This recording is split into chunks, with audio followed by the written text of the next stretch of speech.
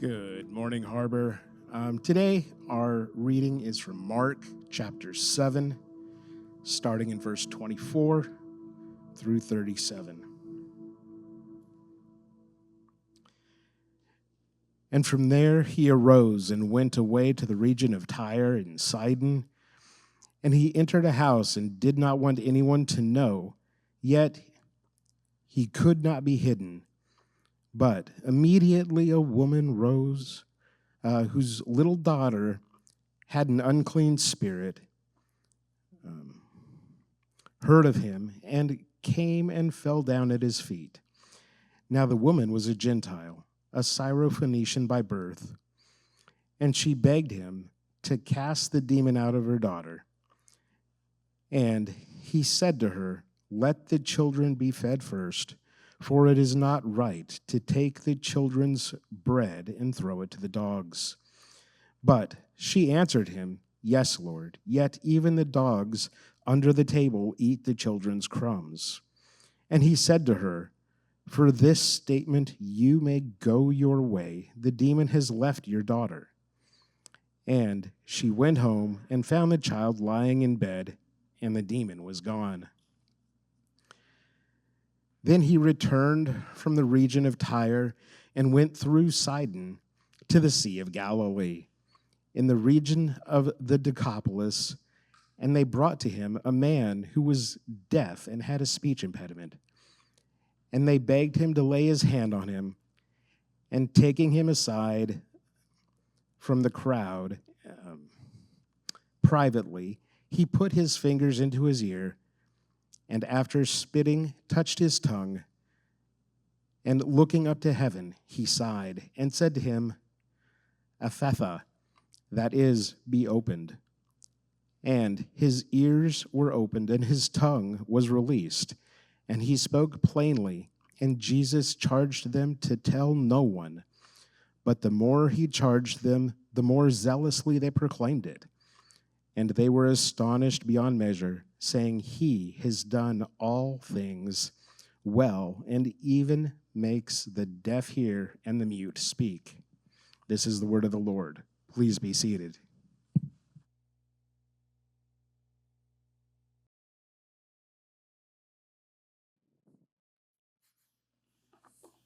Good morning, church. Have you ever noticed how uncomfortable we get when Jesus doesn't behave exactly the way that we expect him to in the Gospels? When he crosses social lines, speaks bluntly, or engages people that we consider and they considered outsiders. In Mark 7, Jesus does all of that. He leaves Jewish territory. He enters Gentile lands. He calls a woman a dog. He sticks his fingers in a man's ears, and he even touches his tongue. And somehow, through all of that, we're meant to see the beauty of the gospel and see how all these things reveal that he truly is the Messiah, and that he is our Savior, and that he's going to restore all things. These are not polite, sanitized miracle stories. They are raw, uncomfortable, and deeply revealing. And if we're willing to lean into these stories, rather than pull away, we're going to discover something crucial about just who Jesus is and how he meets broken people where they're at in life. These are not polite, sanitized miracle stories. They're uncomfortable sometimes. So before we rush to explain these passages away, let's slow down and let's let them speak to us. Mark is going to show us two portraits of faith here and healing as he talks to them and ministers to them. So let's get right into it in Mark chapter 7, verse 24. It says, "And from there he arose and went away to the region of Tyre and Sidon. And he entered a house and did not want anyone to know, yet he could not be hidden." It says when he arose and went. Now this is probably Jesus leaving Galilee, probably somewhere around Capernaum.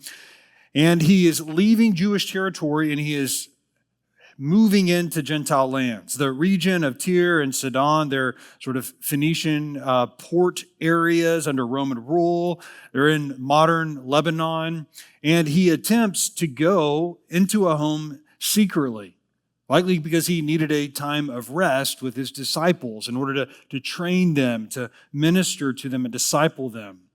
The fact that he is having a hard time remaining secret, even going into this home, tells us that his fame had spread even beyond Israel into these Gentile lands.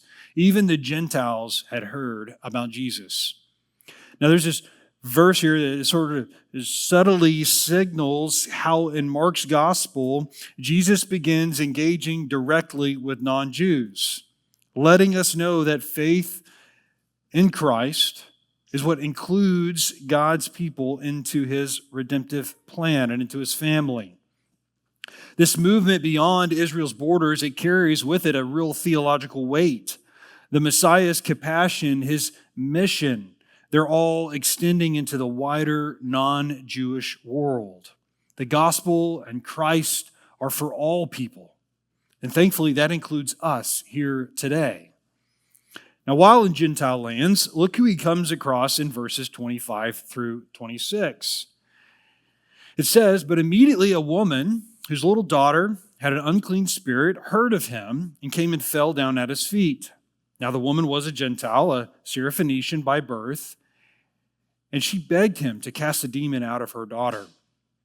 Immediately, so this woman whose daughter was possessed finds Jesus. She runs up to him and falls down at his feet. This is a posture of reverence and humility and really desperation. The woman's posture and attitude toward Jesus are important, so hang on to this because it's going to resurface here in a second. But there's this juxtaposition here. There's this intersection here, clashing cultures and people coming together at this one particular point in time. She's a Gentile, a non-Jew. And Mark gives us all these little details about her, about how she was Syrophoenician by birth. Syrophoenicians are people from the region of Phoenicia. During the time of Jesus, the Gospel of Mark, the relationship between Israel and the Jewish people and the Syrophoenicians, well, we could say that it was marked by strain. There were a lot of different cultural differences and religious differences and political tension all mounting. And by Mark sort of bringing out these details and putting them next to each other, he's really calling to the fact, to us, our attention, that this woman is sort of doubly offensive to a Jewish audience. When Jesus encountered this Syrophoenician woman, the story actually carries with it a lot of cultural significance. When you think about it, a Jewish rabbi is engaging compassionately with a Gentile woman from a region viewed with suspicion and hostility. The fact that a Jewish man and a rabbi, an instructor, a teacher like Jesus would meet with this woman and talk with her was pretty scandalous. Sort of like Jesus' conversation with the Samaritan woman at the well. Once more, these are people from just completely different spheres of influence, genders, nations, cultures, religions, and the list just goes on. Even the fact that she would go to Jesus for help with her possessed daughter is shocking. She could have gone to her Phoenician religious systems, which back then was sort of a conglomerate of religious systems. She could have gone to Baal. She could have gone to the Roman pantheon of gods. She could have gone to all of their associated priests. But she runs up to and in humility falls in front of Jesus in submission. With this miracle and this interaction, Jesus is sort of cutting through and breaking through these ethnic and religious barriers and customs. He's wading into the tension. Once again, reminding us that the gospel is for everyone. And there should be no partiality in us, no cliques. There should be no barriers when it comes to sharing the good news of the gospel with everyone that we come across. This woman, whose name is really lost to time, she makes a really simple request, just like any of the mothers here in our church. She's basically saying to Jesus, heal my daughter. Free her from this demon who's been oppressing her and keeping her in bondage. Now, what does Jesus say in response to her question, her begging for mercy? That response is sometimes considered a bit edgy. Now, let's look at verse 27. Sometimes this causes some people some heartburn. It says, and he said to her, let the children be fed first, for it is not right to take the children's bread and throw it to the dogs. Now, at first glance, this passage doesn't sit right with most people, and it seems like Jesus might be showing some partiality, showing some favoritism here. But he's not. We need to look a little bit deeper at this response, this passage, these verses. Jesus uses a metaphor, he uses a real common idiom or an expression to teach her and to test her. Now, I don't know if you realize, but we do the same thing in our culture with our own idioms and expressions and sayings. And sometimes if they're taken the wrong way, they're even mildly or sometimes really insulting. But somehow we just don't care when it's us saying these things, right? We say things like, she's a bit high maintenance, really saying that this person, this woman, is probably very particular about how she likes certain things. One of my favorite Southern expressions is bless your heart, honey. It sounds sweet, right? But really it's implying that maybe you're naive, maybe you're stupid, maybe you're a little bit of both.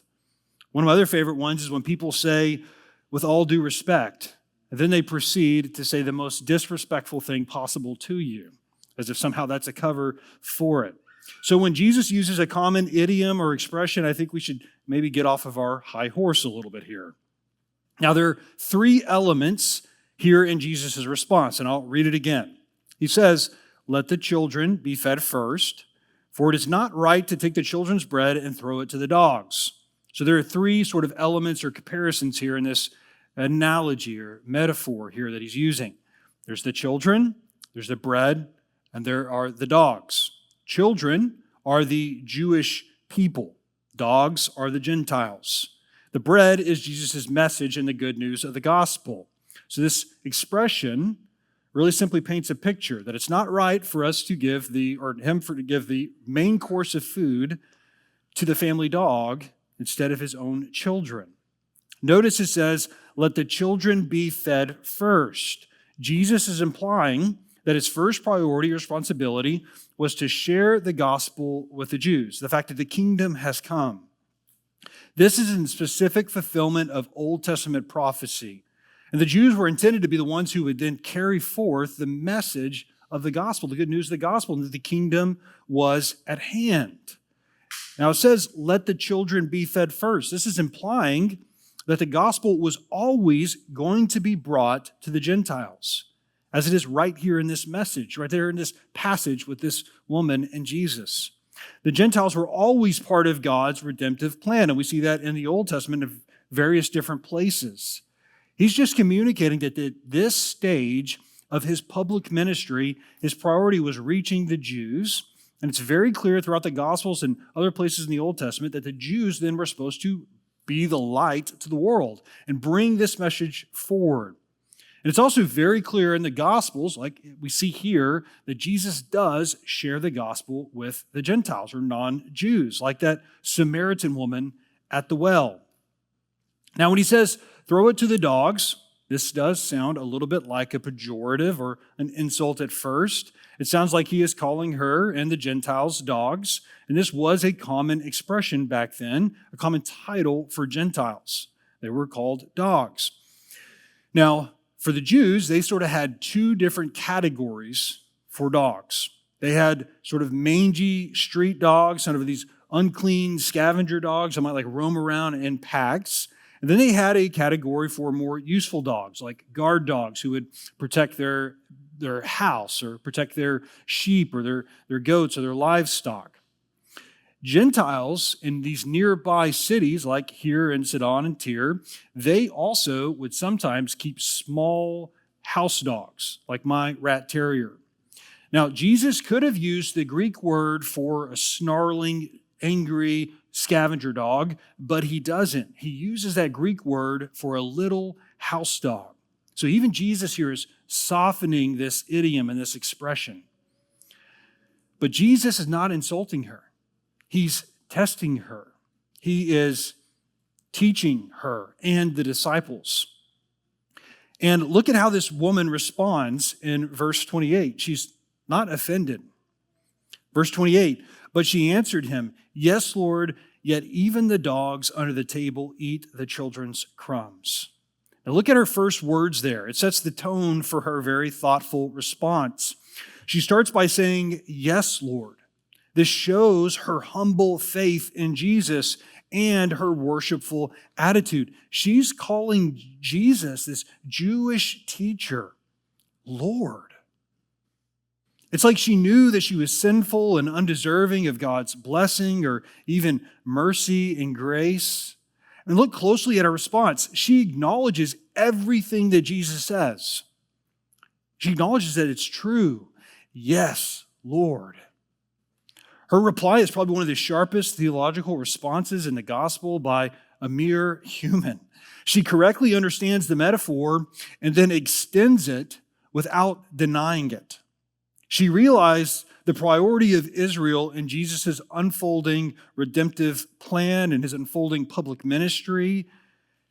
Yet she does not want to get in the way of God's unfolding redemptive plan. Yet still she has humility and faith to ask Jesus anyway.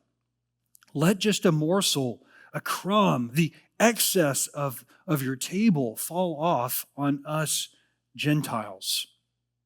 Her response, if you look closely, it assumes several things. One, she understands who Jesus is.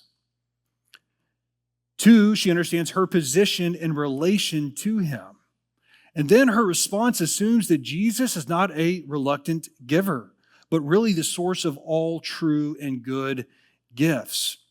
Spurgeon uses this analogy, and I think it's very helpful here. If an ant were to come up to you and you're standing in front of your pantry and were to ask for some food, it would not ruin you to give him just a handful of food. It would not exhaust your resources. Such is the all-sufficiency of Jesus.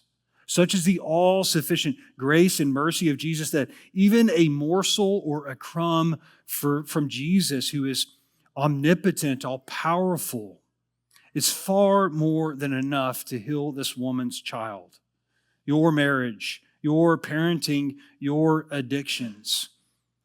Most of us are carrying around a staggering weight and burden that we were not meant to carry. You're carrying a weight that our all-powerful Father in heaven would not even feel.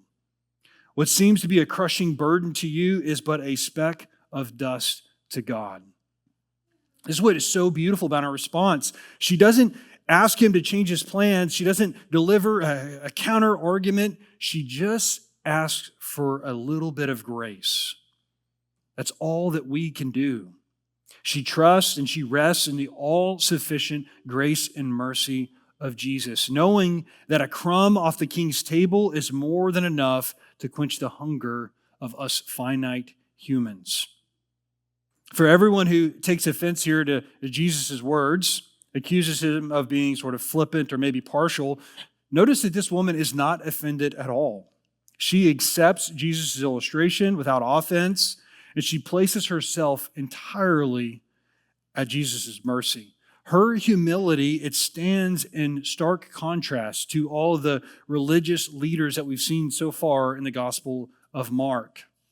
Church, my prayer is that we would have a drop of the humility that this woman displays, and that would permeate our prayers, our worship, and our lives. It reminds us that spiritual pride blocks spiritual growth, healing, and reconciliation, where humble dependence welcomes it. And look, Jesus delights at her response and her faith, verses 29 through 30. It says, and he said to her, for this statement, you may go your way. The demon has left your daughter. And she went home and found the child lying in bed and the demon gone. Jesus so delights in her response and her faith. He delights in that fact that she understands who he truly is, and her response shows this surprisingly deep theological insight because she's recognizing that Jesus is Lord. She's recognizing who exactly he is. Then she displays this humility in her posture, in her speech, and in her request. And she submits to his will and his way and his plan, and she trusts in his sufficient mercy. She does not treat him as a reluctant giver. She hopes and trusts in the fact that he is compassionate and merciful. What this tells us is that the right, humble view of oneself in relation to a right belief about Jesus, it really fuels bold, reverent, and confident prayer. Jesus then just heals her daughter. I'm always amazed at modern medicine and technology, ultrasounds, CT scans, all of that. One time I was doing clinicals, and I was on a clinical rotation in a hospital, and I got to go to the catheter lab where they were doing a heart catheter on a gentleman, and they had inserted this catheter through his leg and were fishing it all the way to his heart to put a stent in there. And then we were watching it all in real time play out on a TV screen. But even with all the technology that we possess, you still have to be sitting right in front of a doctor to be healed. Not with Jesus. He defies traditional beliefs that you have to be near and present to heal someone. He casts this demon out of this girl from miles away, showing his divine authority and sovereignty and his authority over evil spirits and the body. Distance is no barrier to Jesus. And what he does by doing that is he confirms for this Syrophoenician woman all that she believes about Jesus. And in doing so, we learn something about approaching Jesus, praying to Jesus. We should approach him as Lord, as sovereign, as one who has all authority, who's not bound in any way. We should approach him with humility, and we should make requests to him that are guided and directed by his will and his word and his way. We should be consistent and trust in him to act. And when Jesus acted, he shows us that his mercy extends beyond ethnic, social boundaries, and God's grace is not just limited to a particular person's background or their culture or their past. No one is beyond the compassion, the sufficient grace and mercy of Jesus. But wait, there's more here. There's another portrait that we get to partake of and look at. Look at verses 31 through 32. Then he entered from the region of Tyre and went in through Sidon to the Sea of Galilee in the region of the Decapolis. And they brought to him a man who was deaf and had a speech impediment. And they begged him to lay his hand on him. So Jesus continues on his tour through Gentile lands. This route that he's describing is really kind of unusual, and it's really highlighting the fact that he's still in non-Jewish lands with Gentiles. The blessings of the Messiah, they are just pouring out. They're spilling out. They're falling off of his table beyond Israel. And here we encounter this second portrait of Jesus' work in healing in a man's life. The second portrait is this man who's deaf, meaning he cannot hear, and he had a speech impediment, meaning that he probably could not speak well enough to get around. Now, the condition of this man and his impairments are highlighted by the fact that people have to bring him to Jesus. That's the kind of position he's at in life. His friends had to bring him. That means his friends loved him and cared for him. And once again, these Gentiles who heard about Jesus, they could have tried any number of ways to help their friend. Through their own pagan religions and Roman pantheon of gods, but no, they bring their friend to Jesus. Then Jesus does something very unusual. Verse 33, and taking him aside from the crowd privately, he put his fingers into his ears, and after spitting, touched his tongue. Now, if you're a germaphobe, if you really like your personal space, you might be wondering, what exactly is Jesus doing here? Jesus takes him aside privately. I think it's because he's trying to not to make this miracle a spectacle. And when he sticks his fingers into the man's ears and spits and touches the man's tongue, we have to remember several things here. One, Jesus is the great physician. When he touches someone, right? The unclean, they become clean. When he touches the dead, they come alive. When he touches those who have diseases, they are healed. This is not just anybody sticking their fingers into a man's ears. This is the great physician, Jesus. Now, I think these touches, when he touches this man, I think they're not magical, but instead they're communicative. It's a form of sign language. When you really think about it, how would this man know how Jesus was fixing to heal him without this touch? It's really this form of compassion and communication and grace and sensitivity to this man and where he's at in life. Think about it. He would have no idea what what Jesus was fixing to do to him otherwise. With the Syrophoenician woman and her daughter, he heals from afar. Shows that he's divine, he is sovereign. And now here, he touches the man and reveals his compassion, his sensitivity to where he's at in life. But before he heals him, verse 34 says, "And looking up to heaven, he sighed and said to him, Ephphatha," that is, be opened. Now, I don't know if you've noticed this before in this passage, but Jesus looks up into heaven, and then he has an emotional, compassionate response. He sighs. It reveals his deep human emotion and compassion for us mere humans. I think it was his response to the brokenness that he saw in the world that was been caused by sin and the fall. Jesus is not emotionally detached from suffering. He's not emotionally unengaged. That sigh expresses his righteous grief and frustration with our fallen world. Church, in the midst of your heartaches, your pain, you can trust that God is not indifferent to your suffering. He is emotionally present and compassionate in our pain. So Jesus looks up into heaven, just like with the miracle when he was going to feed the 5,000. And once again, I think he's communicating to this man where this miracle is fixing to come from. And he says, Ephphatha.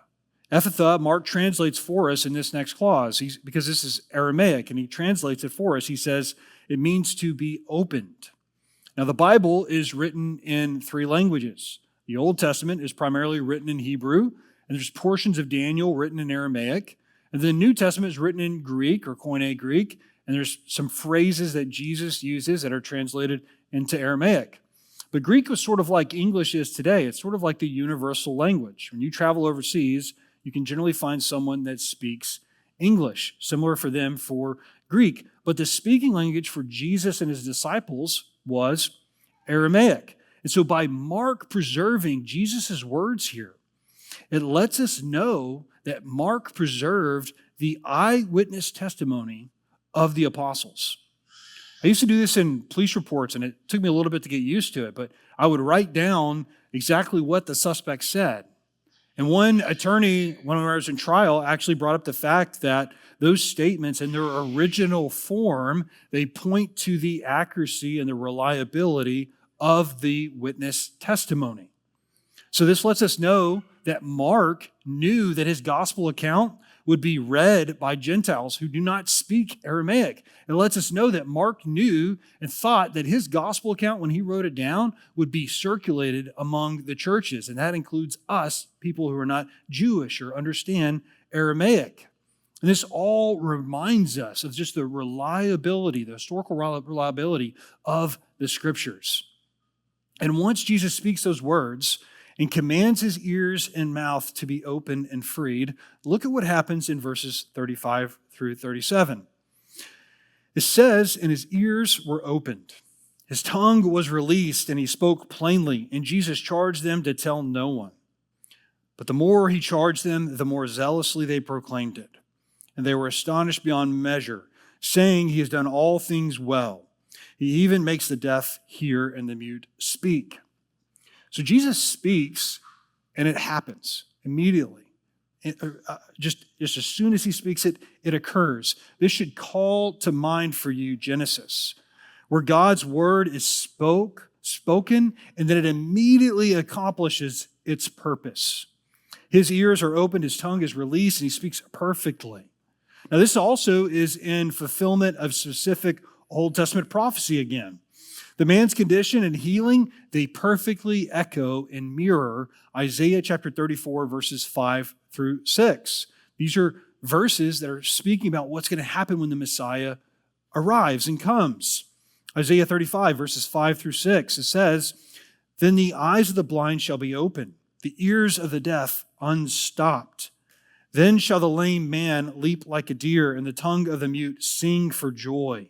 For the waters break forth in the wilderness, and the streams and the desert." This is not just compassion, but it's also messianic validation of who Jesus is. Jesus is fulfilling specific Old Testament prophecies, confirming that he's the Messiah.